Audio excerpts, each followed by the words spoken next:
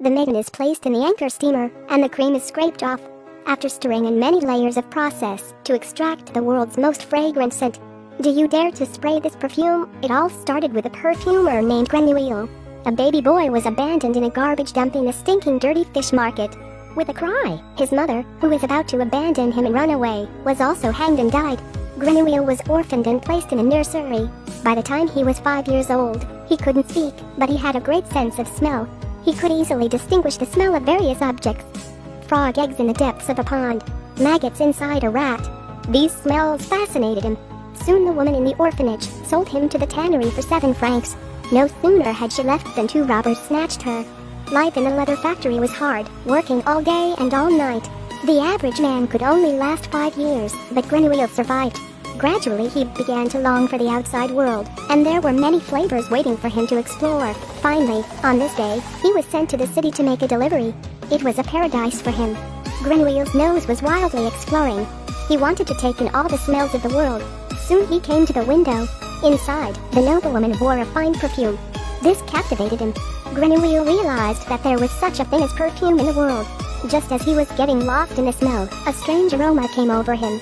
He followed the scent all the way to the front and discovered that this fascinating fragrance was the body odor of a young girl selling fruit. Grenouille sniffed voraciously, forgetting all about it. The girl turned around and was startled. She thought the man wanted to buy fruit. Instead, Grenouille grabbed her hand and got lost in it. The girl was so scared that she ran away. Grenouille would not let go of such a wonderful smell. With his gift of smell, he found the girl's house and sneaked up behind her and smelled her closely. The girl feels something wrong and looks back and screams out in terror. Grenouille immediately covers her mouth. By the time the passers-by leave the elbow, the girl is already in his arms.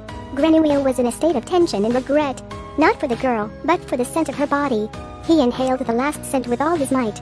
At night, Grenouille could not sleep for a long time. He had found his mission in life.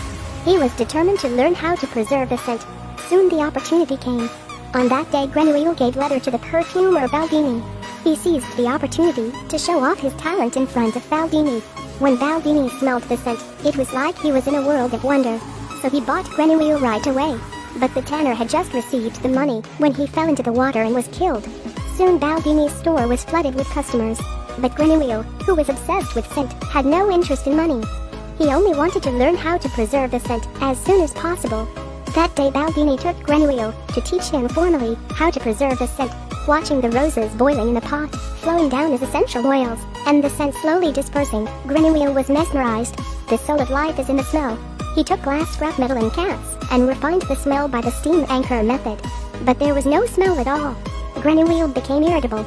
Baldini rushed to explain that these things, like their smell, could not be extracted. This statement sent Grenouille into a thunderstorm. He collapsed, holding on for dear life. Grenouille was pale and terminally ill.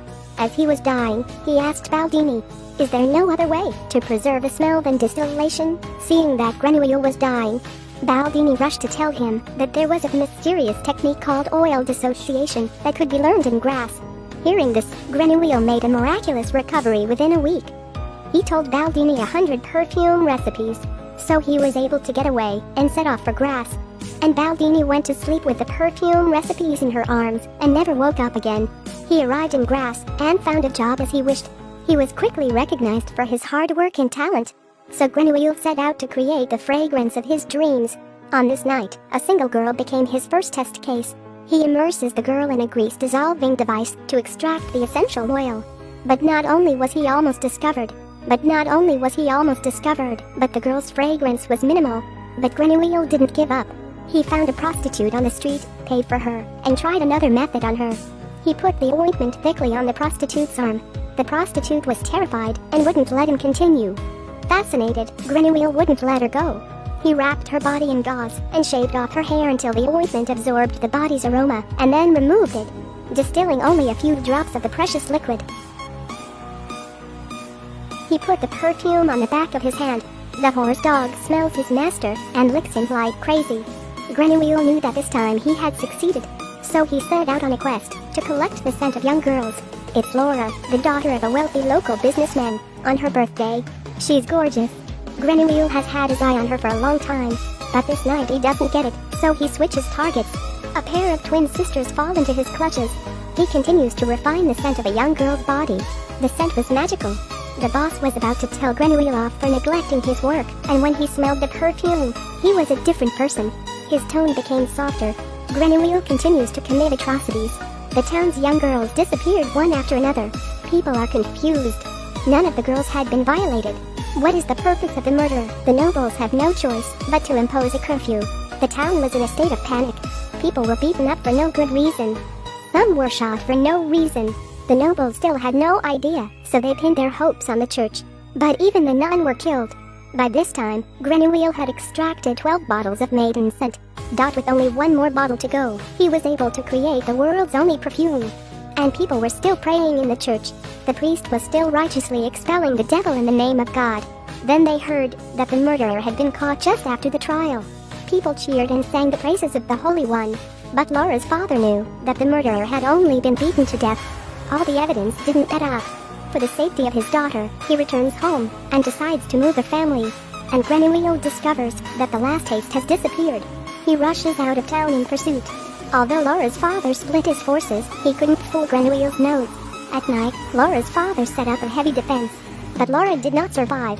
The next day, her father opens the room and sees only Laura's cold body. Grenouille finishes his last job. Meanwhile, the people of the town catch him. It turns out that the prostitute's dog had followed the scent and dug up the girl's clothes. The people discovered Grenouille's crime. He remained calm during the interrogation. He had no remorse for killing so many people. The people's anger was so strong that they cursed him unsparingly. In the darkness of the dungeon, Grenouille took out the perfume he had prepared. The moment the bottle was opened, all the soldiers were enchanted. Grenouille changed into a noble silk dress.